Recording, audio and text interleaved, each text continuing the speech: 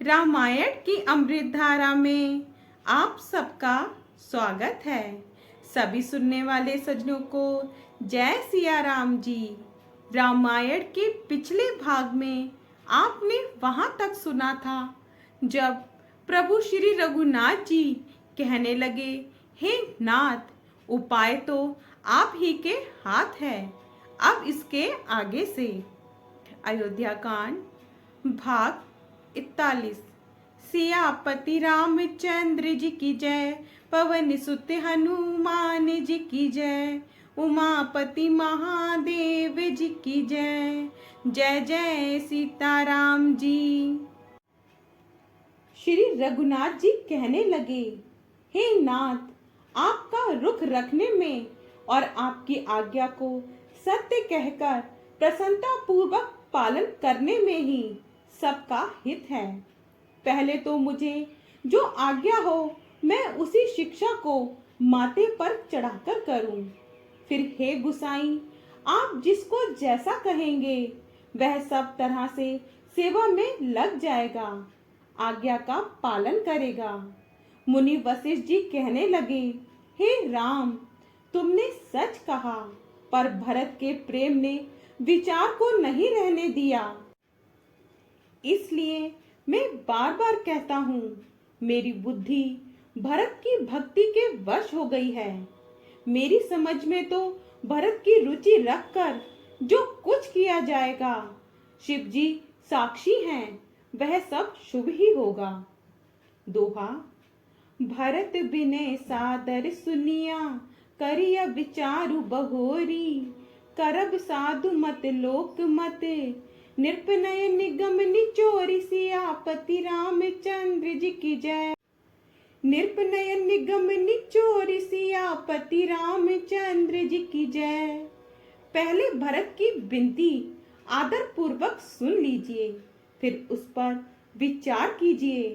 तब साधु मत, लोक मत, राजनीति और वेदों का निचोड़ सार निकाल कर वैसा ही उसी के अनुसार कीजिए। भरत जी पर गुरु जी का स्नेह देखकर श्री रामचंद्र जी के हृदय में विशेष आनंद हुआ। भरत जी को धर्म धुरंधर और तन मन वचन से अपना सेवक जानकर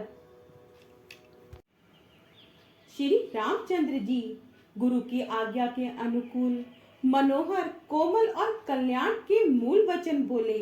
हे नाथ, आपकी सौगंध और पिता के चरणों की दुहाई है, मैं सत्य कहता हूँ कि विश्व भर में भरत के समान भाई कोई हुआ ही नहीं। जो लोग गुरु के चरण कमलों के अनुरागी हैं, वे लोक में लौकिक दृष्टि से भी और वेद में पारमार्थिक दृष्टि से भी बड़भागी होते हैं। फिर जिस पर आप गुरु का ऐसा स्नेह है, उस भरत के भाग्य को कौन कह सकता है। छोटा भाई जानकर भरत के मुख पर उसकी बढ़ाई करने में मेरी बुद्धि सकुचाती है। फिर भी मैं तो यही कहूँगा कि भरत जो कुछ कहे वही करने में भलाई है। ऐसा कहकर श्री रामचंद्र जी चुप हो गए। दोहा। तब मुनि बोले भरत सने, सब संकोच तजिताते, कृपा सिंधु प्रिय बंधु सने, कहु हृदय के बात। सियापति रामचंद्र जी की जय, कहु हृदय के बात। सियापति रामचंद्र जी की जय। तब मुनि भरत जी से बोले, हे तात, सब संकोच त्याग कर कृपा के समुद्र अपने भाई से अपने हृदय की बात कहो। मुनि के वचन सुनकर और श्री रामचंद्र जी का रुख पाकर गुरु तथा स्वामी को अपने अनुकूल जानकर सारा बोझ अपने ही ऊपर समझकर भरत जी कुछ कह नहीं सकते। वे विचार करने लगे। शरीर से पुलकित होकर वे सभा में खड़े हो गए। कमल के समान नेत्रों में अश्रुओं की बाढ़ आ गई। वे बोले, मेरा कहना तो मुनि नाथ ने ही निभा दिया। जो कुछ मैं कह सकता था वह उन्होंने ही कह दिया, इससे अधिक मैं क्या कहूँ। अपने स्वामी का स्वभाव मैं जानता हूँ, वे अपराधी पर भी कभी क्रोध नहीं करते। मुझ पर तो उनकी विशेष कृपा और स्नेह है। मैंने खेल में भी कभी उनकी रिस अप्रसन्नता नहीं देखी। भरत जी कहते हैं, बचपन से ही मैंने उनका साथ नहीं छोड़ा और उन्होंने भी मेरे मन को कभी नहीं तोड़ा। मेरे मन के प्रतिकूल कोई काम नहीं किया। मैंने प्रभु की कृपा की रीति को हृदय में भली भांति देखा, अनुभव किया है। मेरे हारने पर भी खेल में प्रभु मुझे जिता देते रहे हैं। दोहा। महु सनेह संकोच बस, सन्मुख कहीं न बैन। दर्शन तृप्त न आजु लगी, प्रेम पियासे नैन सियापति रामचंद्र जी की जय। प्रेम पियासे नैन सियापति रामचंद्र जी की जय। मैंने भी प्रेम और संकोचवश कभी सामने मुख नहीं खोला। प्रेम के प्यासे मेरे नेत्र आज तक प्रभु के दर्शन से तृप्त नहीं हुए, परंतु विधाता मेरा दुलार ना सह सका। उसने माता के बहाने मेरे और स्वामी के बीच अंतर डाल दिया।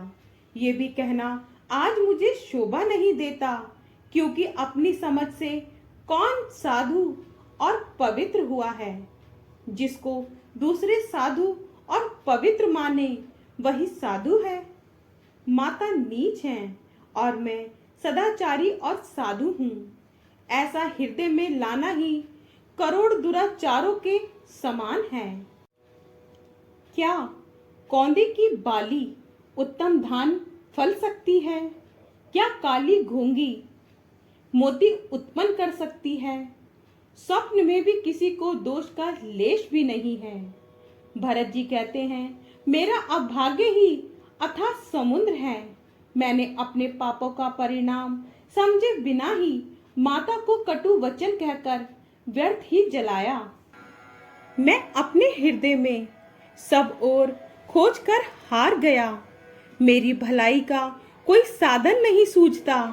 एक ही प्रकार भले ही निश्चय ही मेरा भला है। वह यह है कि गुरु महाराज सर्वसमर्थ हैं और श्री सीताराम जी मेरे स्वामी हैं।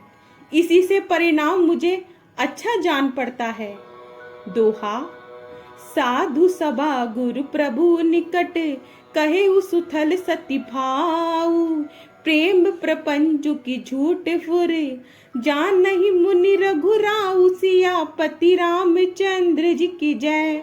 जान नहीं मुनि रघुराऊ। सियापति रामचंद्र जी की जय। साधुओं की सभा में गुरु जी और स्वामी के समीप इस पवित्र तीर्थ स्थान में मैं सत्य भाव से कहता हूँ, यह प्रेम है या छल कपट, झूठ है या सच, इससे सर्वज्ञ मुनि वशिष्ठ जी और अंतर्यामी श्री रघुनाथ जी जानते हैं। प्रेम के प्रण को निभाकर महाराज पिताजी का मरना और माता की कुबुद्धि दोनों का सारा संसार साक्षी है।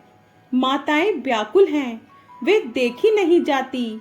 अवधपुरी के नर नारी दुख ताप से जल रहे हैं। भरत जी अपनी करुणा भरी वाणी से कहते हैं कि मैं ही इस सारे अनर्थों का मूल हूँ। ये सुन और समझकर मैंने सब दुख सहा है। श्री रघुनाथ जी, लक्ष्मण जी और सीता जी के साथ मुनियों सा वेश धारण कर पैदल ही वन को चले गए। ये सुनकर शंकर जी साक्षी हैं। इस घाव से भी मैं जीता रह गया। ये सुनते ही मेरे प्राण नहीं निकल गए। फिर निषाद राज का प्रेम देखकर भी इस वज्र से भी कठोर हृदय में छेद नहीं हुआ, ये फटा नहीं। अब यहाँ आकर सब आंखों देख लिया। ये जड़ जीव जीता रहकर सभी सहावेगा। दोहा। तेई रघुनंदनु लखनु सिए, अनहित लागे जाही, तासु तने तज दूसह दुख, देहु सहाबई काहि सियापति रामचंद्र जी की जय। देहु सहाबई काहि सियापति रामचंद्र जी की जय। अत्यंत व्याकुल तथा दुख, प्रेम, विनय और नीति में भरत जी की श्रेष्ठ वाणी सुनकर सब लोग शोक में मर्ग हो गए। सारी सभा में विषाद छा गया, मानो कमल के वन पर पाला पड़ गया हो। तब ज्ञानी मुनि वशिष्ठ जी ने अनेक प्रकार की पुरानी ऐतिहासिक कथाएं कहकर भरत जी का समाधान किया। फिर सूर्य कुल रूपी कुमुद बन के प्रफुल्लित करने वाले चंद्रमा श्री रघुनंदन उचित वचन बोले, हे तात, तुम अपने हृदय में व्यर्थ ही ग्लानि करते हो। जीव की गति को ईश्वर के अधीन जानो। मेरे मत में भूत, भविष्य, वर्तमान तीनों कालों और स्वर्ग, पृथ्वी और पाताल तीनों लोकों के सब पुण्यात्मा पुरुष तुमसे नीचे हैं।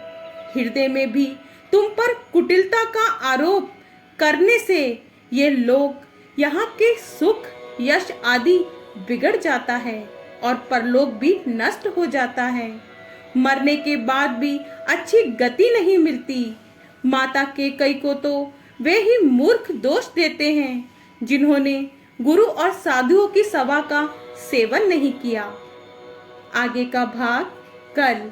जय सिया राम जी। अगर आपको पसंद आए तो लाइक, शेयर, कमेंट्स कीजिए और हमारे चैनल को सब्सक्राइब कीजिए। जय सिया राम जी।